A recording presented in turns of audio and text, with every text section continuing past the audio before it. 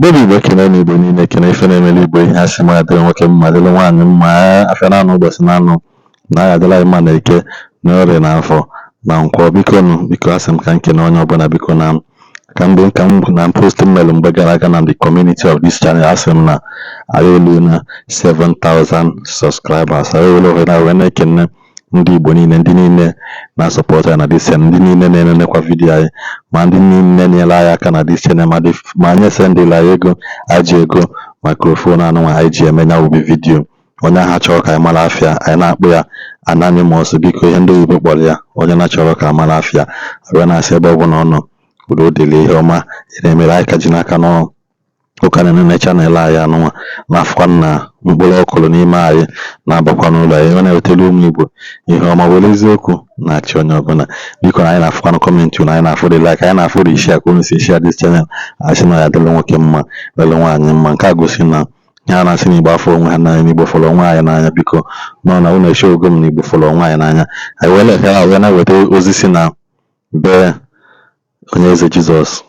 Asị na Onye Eze Jizọs na ọ chinyela na Okongwu aka ma ọ na-ahazi asọpọtụ Okongwu n'ihe okwu asị nwere asị ihe Onye Eze Jizọs kwuru na da vidiyo bụ na ebe aya na ndụ ndị Nando akpọọ na ya si ya na aya na ndụ emeghasịa n'ihe o mekwu ihe okwu n'isi Okongwu Dibia na ya nwakwu bụ nwoke adrọpụ na his own statement okwu na nke concerning aya na ndụ n'ihe ọ sị na ọ ya eme maka ndị na ha aghọtabeghị ihe ọsakwa ihe okwu nyaasị ka nkọwa n'oge tupu ndị mmadụ akpụli ya n'ọnụ sị na ọ abandon Okongwu Dibia. Ọ bụrụ okwu ihe ọ na-akọwa na nghọta nke m ka nsi wee na-aghọta ya, mana asị na uche onye adịghị ya njọ, mana soro unu eme na vidiyo kwuo unu na ya maka na agụpe ụzọ agụpe ọnụ. Yes, so good evening, good night, good morning, good afternoon. It depends on where you're watching me from. I'm sorry, man, Prophet I cannot search worldwide. You're a very old prophet. I cannot search worldwide. Ana loyal. And I'm the father of the mess. Please share this message. It's very important.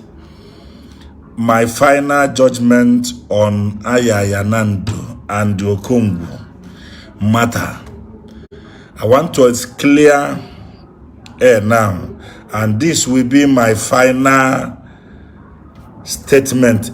After this now, my hand don't come out. I don't come out my hand. I don't come out my everything.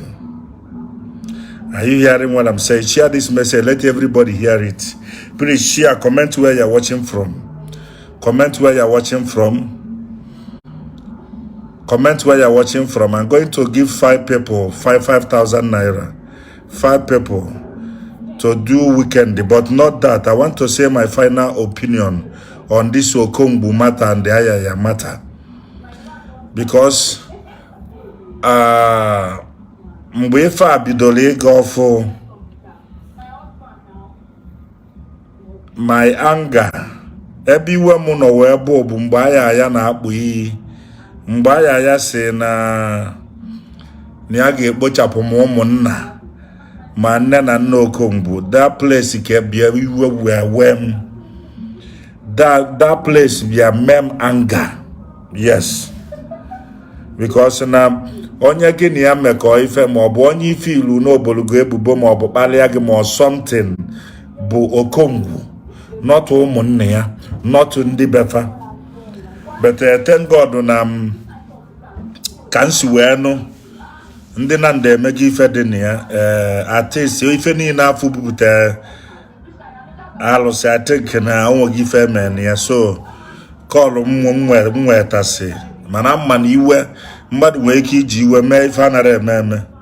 Onye bụ before you do anything, ask question. Abịa nke Okongwu Dibia. Anyway, in fact, let me tell you something. Ụfọdụ na-asị na Onye Eze na ndị Omenala na-ayị, na Onye Eze na ndị Dibia na-ayị, na Onye Eze na ndị Omenala na-ayị. Duto gịnị? Abụ m onye Igbo. Abụ m onye Igbo, and tonite environment ebe ntonite bụkwa na ebe a na-eji ọjị ekpe ekpere ịmarụgo ụmụ ihe a ha pụta n'ụtụtụ ejiri ọjị kpee ekpere.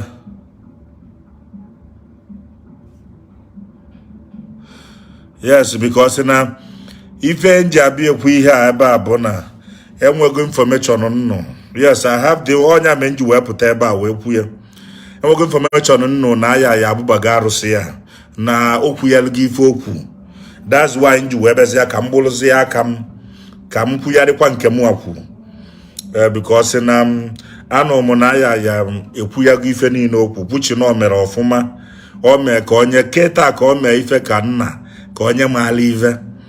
So because of that, mụ apụtakwagwo wee sizio na meseluga aka na everything gbasara the case. Okongwu na Ayaya marụ ka fasi wee bido fasikwa ntu a wee kwụsị. Fama aka na mgbe fa na-abụ na-ebido ife a na fa kpọrọ m fetilo m na ya. Mgbe fa na-abụ na-ebido ife ọ nwere mgbe m pụta si Okongwu mgbaji ebe na nke Ayaya. Nwere mgbe m gwa Ayaya jee okporo Okongwu. So ha na-abụfu onwe fa business daba alụfa na fa. So ha mebezia. Everybody should forget about this issue in my own point of view. Information nweta bụ na Ayaya ekwuyarịghị ife ome ife niile afọ no iwe. So let everybody forget. Come on now. I'm done. I'm done now. I'm done now with anything gbasara friendship of Dibia ịmụ ife a because ọ na-ebute aja afọ, ọ na-ebutezi mkpali, ọ na-ebutezi many nonsense. Because ọ ntụ nsi wee welu mmadụ ibe m. Onya menji mụ na everybody ji wee bụrụ friend. Ọ ntụ nsi wee welu mmadụ ibe m. Abịarọ m ịkpa oke. Jesu mgbe Jizọs lụrụ ọlụ nya na ọ jee n'ụlọ agwụ lie nni. Nya na ndị agwụ mekọọ ife, nya na ndị omenala mekọọ ife. Mana amazi m ife nke ndị kịta ji wee dị iche. Duto anya ukwu na ekworo. Duto na ọbụọzi omenala. Ụfọdụ abụọzi omenala ka fa na-eme. Ụfọdụ ụbọchị amazi m ife a na-eme maka na omenala gafee n'eziokwu. Ife eji mara omenala bụ eziokwu. Gekwa m ntị ọfụma. Ife eji mara omenala bụ eziokwu. Mana ife a na-emezi kịta amazi na ego ka a na-achụ ka ọ bụ ọ gbazi nyarị. So ewuduru ogwo m onwe m n'ebe gbasara ife niile gbasara native doctors nọ. Anything gbasara native doctor onye eze ewuduru ogo onwe ya. Onye ọbụla nọdụrụ onwe ya ka m nọdụrụ onwe m. Let every man stay on his own so that I will stay on my own. Maka na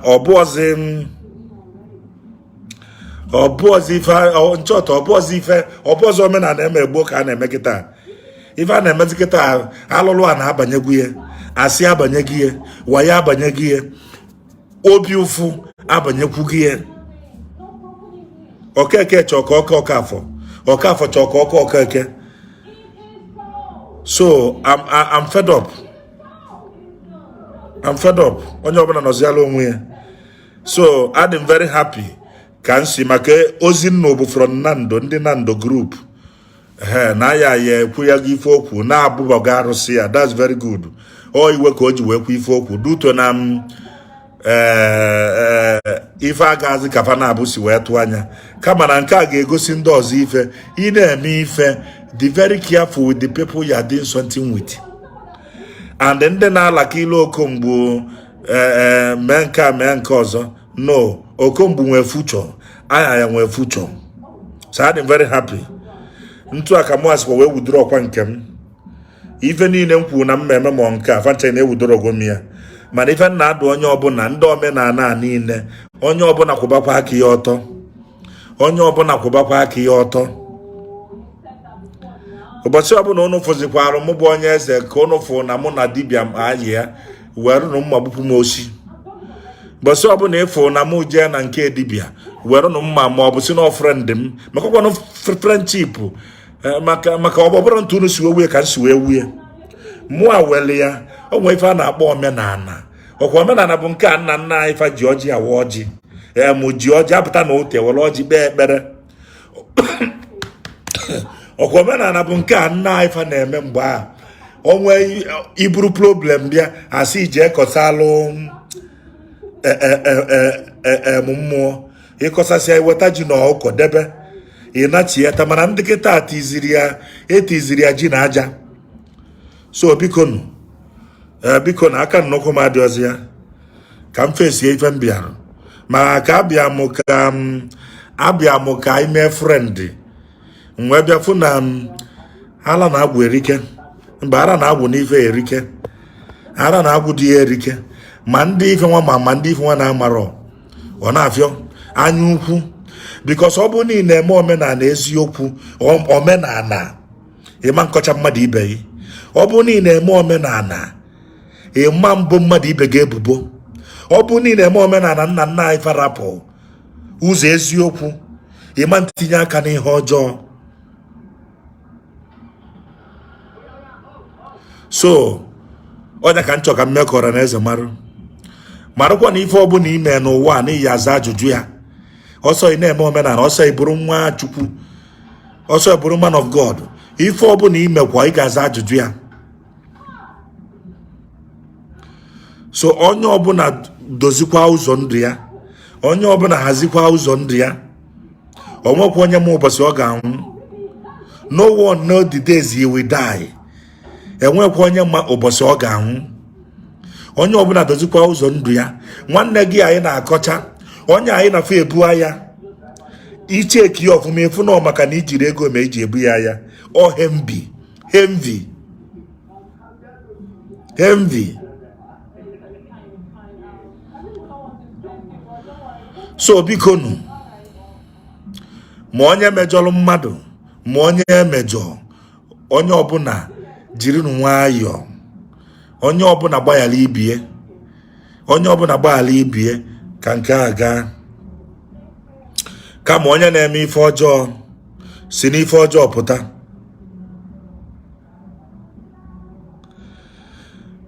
ọjọọ pụta na abụbụ onye eze Jizọs ekwugosi Adam emezi enyi ndị dibịa ọzọ maka na adam afụta mmadụ asị dibịa ana m afụta mmadụ asị my friend maka na ife karịzi akarị.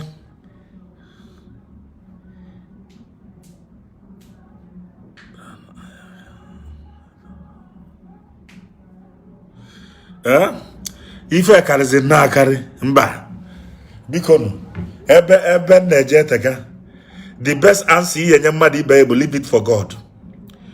Onye ọbụla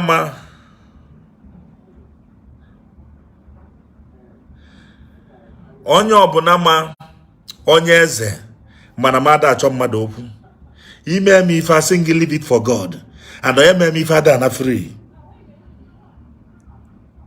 So let us leave it for God. Let us leave it for God. So my final say bụ onye na-eme ife ọjọọ si n'ife ọjọọ pụta. Onye na-eme ife ọjọọ si n'ife ọjọọ pụta.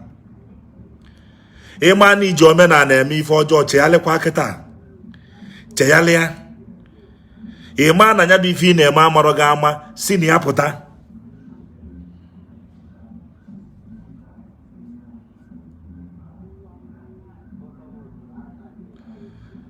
Si na ya pụta. Ọ bụ na ịbụ a pastor ya ministry very well. Kwụsị ịkọcha mmadụ ibe gị maka unu na-esokwa eti ndị a na confusion. Pastor ga-anọ n'enu ọta na-asị na nke nwa mere na nke nwa mere preach the gospel lụọ miracle gị jiri miracle a napụta ndị memba. Kwụsị na ịkọ ọnwụ n'ọnụ na Facebook. Ụbọchị ọbụla n'ụfọdụ ọka mụ na nwa dibịa yi bịa nụ kọtụ m isi tiri m isi ebe a kọtụ ka m zuo ike because mụ na mmadụ ibe nna anyị mana ife a na-emezi kịta maka emekatakwa ụwa ndị mmadụ egbuo mmadụ ibie ebe a na-enwe anya ukwu. So ife na-agwa ụnụ n'okwu Okongwu Dibia Okongwu ka ọ bụ na ọ bụrụ dibịa mara ife a na-akpọ dibịa Okongwu Kenechukwu ife dị iche and Nnamdi Nwagwu onye abụ Ayaya aka m apụgo na kesi una ntu Ayaya siwe na ya abụbogo ife ome na ife ome na aka m apụgo.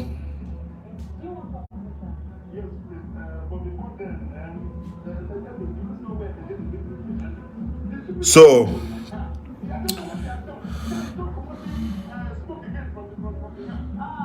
ka m kwukwu ya ọzọ.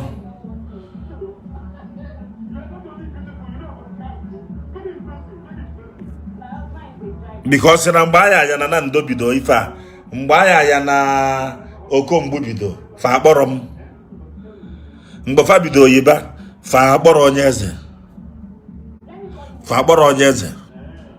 Mgbe fa na-eli na-anwụ na-eje Lagos na-eje Abuja na-eje ebe niile fa akpọ Onye Eze na ya nọ na ife wee m iwe nji wee takụlụba bụ n'otu ilu family ọ bụ sefe wee m iwe mana ntu o remove go family fanya na Okongwu jebezie ife ọbụla fa jeta ha jelu, ife ọbụla o jeta ha jelu ọ gbasara m, you know concern me. Na maya nwu paracetamol n'isi na-awa onye ọzọ mgbe Okongwu na-etili Ayaya mkpu onye nwa mma nọrọ ebe a mgbe ha na-abụ na mgbe Ayaya na-asị na onye metụ Okongwu aka mgbe ha na-eli nnu na mmanụ fafụrụ Onye Eze Jizọs. So biko nu echi niile na mma agbapụ jee paaki okwu mma agwụ ya na enyi nwoke ka ọ bụ and all mmadụ nwee wisdom ọ ya aghọta mma agwa jee paaki okwu ama nnọọ ga-aghọta ka ihe niile afọ bee ka ife niile abee onye bụ nwanne ya bụrụ odogwu ịchọ igbu mmadụ jee gbuo ndị ilo onye bụ nwanne ya bụrụ odogwu. Echi niile mụ na jee paaki ga-ekwu n'abalị ya ka m gwa ya nya forget ya ụmụ ihe a. I will talk to him. Enwekwa onye dị mma n'azụ, enwerekwa onye dị mma n'azụ.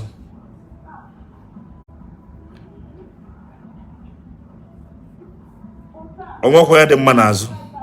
Na-asị fear of Ayaya ala na aya na-ayị ala nwere uche.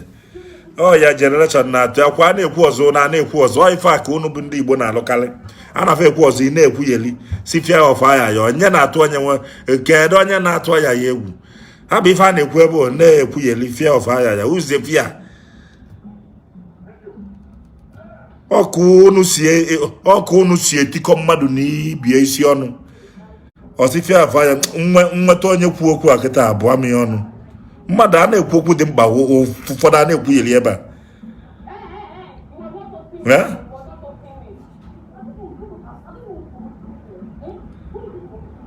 ọ dị ụtọ dị fam ịmakwa na maka na mụ bata na this matter mee o ji wee dị ntu a. Ayaya was my very good friend. Ayaya Nando was my very good friend.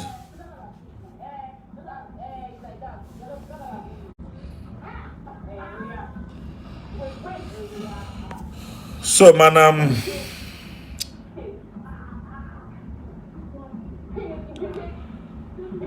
but no problem. I'm very happy when no si n'okwu ya rigo maka na ife wee m iwe ọ bụ na otu ilo family Okongwu na ụmụnne ya mụ ama ntị ibe alụfa ọnụ after all na anọrọ mfa wee rigolo enu ọjị so mụ ama nnọkwa falituo na ife mee nji wee ti ibedu nwa ọnụ bụ because of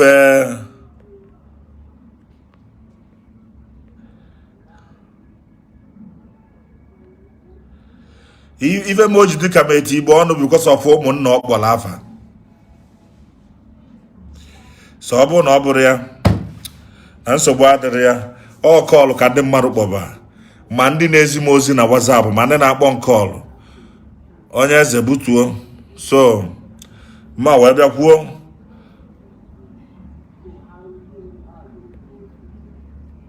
na nke a agagwo o melụ mma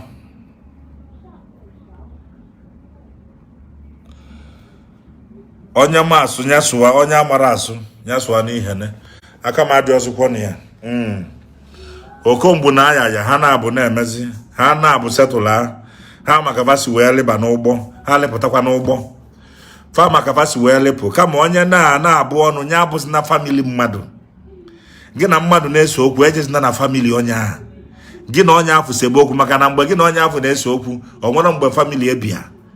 That's my own point of view.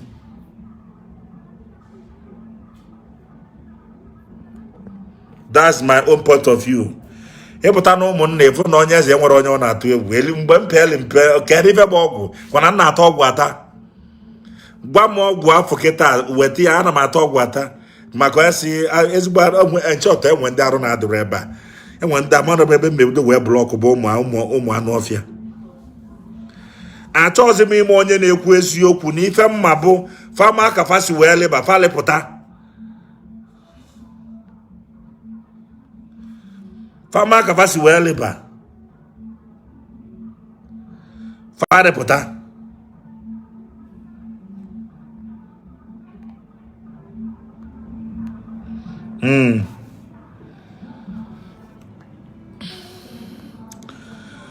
fama ka fasi wee leba fama gịnị farịpụtakwa so na ife nna chi ikwu ebe a aka m adịrị ya kama na nke onye na-eme nya jide ọfọ ife ọbụla ị na-eme dị chọọ na aka gị dị ọcha ọ bụzikwa ife mfe nwe mmekwu nke ọbụla ị na-eme dịkwa chọọ na aka gị dị ọcha dị ọcha ọ bụrụ na ọlụ nwa ụnụ na-alụ n'onwe ndị ọ na-amara ọkwụsị ya jee mee biznes jekwanụ mee biznes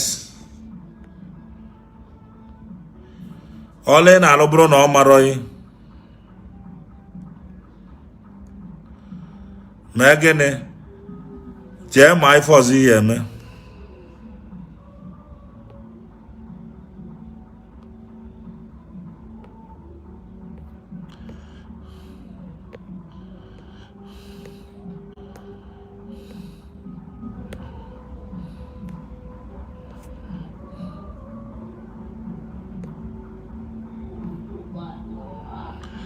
so kedu ụmụ ọma kedu ndị n'ebe a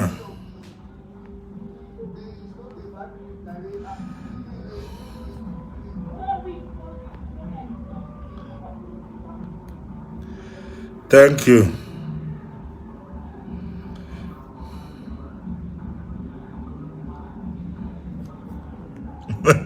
okpogbuova ewu ọhịa ndị ori unu na-echenụ mgbe unu n'ụlọ na-asị na onye ezi egbu ayaya ọ na ayaya egbu okomgbu unu ewe mayes ilugodo igbuo ụmụnna ị na-edelu m why should I withdraw myself ebe na like bụ ebe nwanne ga na-egbu nwanne ya o wee na-asọ unu ụsọ ife ịchọ mgbe ịchọ bụ ife ịchọ ịnụ na onye ezi egbu ayaya ma ọ bụ na ayaya egbu okomgbu o wee dị gị mma ndị mmadụ chegharịkwa anụ anyway na nna agwa ndị mmadụ he believes na Facebook is a destroyer igebe Facebook ntị na so God bless you people. Ife nchọka mgbu na nke ikpeazụ a bụ na onye eze na ndị dibia nwezife gbasara mụ na ụnụ onye ọbụla mebezia nke ya ka nka bụ ụka nna aka ụnụ nwa alụbazi ọrụ ụnụ nke onye meta nya mee gịnị ya bụrụ ya n'isi o meta mee gịnị o meta bụrụ mmeta ka mụ abụrụ onwezi ife gbasara mụ na ndị dibia kịta ada m ayize maka na aghọtazi m ife na-eme ada m ayizi to your attent o Israel to your attent o Israel to your attent o Israel onye ọbụla n'ọlụ onwe ka n'ọlụ onwe m onwezi ife jikọ gị na onwezi ife jikọ mụ na ndị dibịa ọzọ ndị ọbụla n'ọlụ onwe ka n'ọlụ onwe m na ala akarịa ala ife abụọ dị ike eti eme anyụkwu akarịa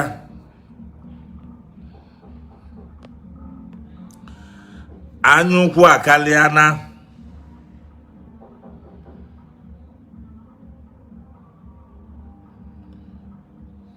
anyụkwu ife abụọzi ntu a ka ndị nna nna anyị fasi wee mee omenala mba ụbọchị ọbụla n'ụfụkwa onye eze na onye dibịa gbujiri m onu bịanụ bee m jaja hapụgo m ka nje lụgba ọrụ mmụọ nna alụ kpebe ekpere nna ekpe ka nje nụ kpebe ekpere nna ebe ụnụ ala ata m ụnụ ala ata m na ụnụ bụ ndị nlata ụnụ ala ata m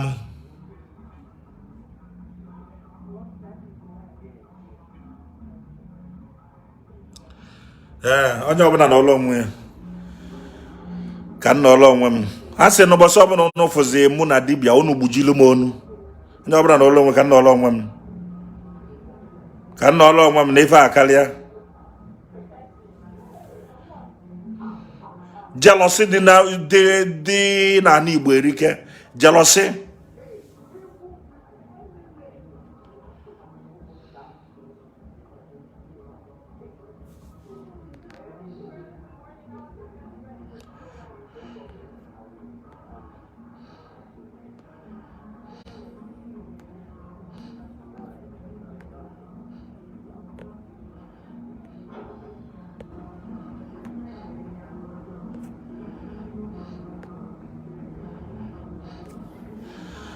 ọ bụla na ụlọ onwe ka nọrọ onwe m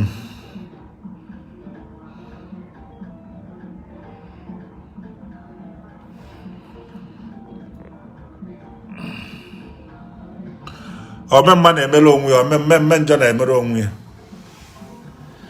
kama na ọ bụrụ na aya na ndụ ma ife ọ ya enye Okongwu bụ ego not ibibie moto ọ bụrụ na onye Okongwu 2 million ma 5 million ọ ya ka wee balị ya uru karịa moto ọ bụsikwa okwu ọnụ m ọ bụrụ na o nyere Okongwu dibịa ego Okongwu amara ife na-agba dibịa Okongwu ego ụmụ ife ama mbịa onye ọbụla nchọtụ Facebook a mma apụlụ ụnụ ya very soon ọgwụ this Facebook mma apụlụ ụnụ ya mma apụlụ ụnụ na Facebook a very soon mma apụzi gbubezi ya na ọnwụ ụnụ very soon mma apụlụ ụnụ na Facebook a